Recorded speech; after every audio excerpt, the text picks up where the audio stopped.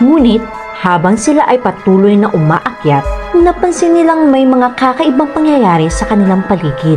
May mga himig ng kantahan at tawanan na kanilang naririnig mula sa kagubatan. Ngunit walang makitang tao o hayop na nagbigay ng mga ito. Habang sila ay patuloy sa kanilang pag-akyat, biglang dumating ang dilim. Biglang sumulpot ang malakas na ulan. Sa gitna ng bagyo, nawala sila sa kanilang landas at nahirapan silang maghanap ng daan pauwi. Sa gitna ng kanilang pagkaligaw, nakita sila ng maliwanag na ilaw sa malayo.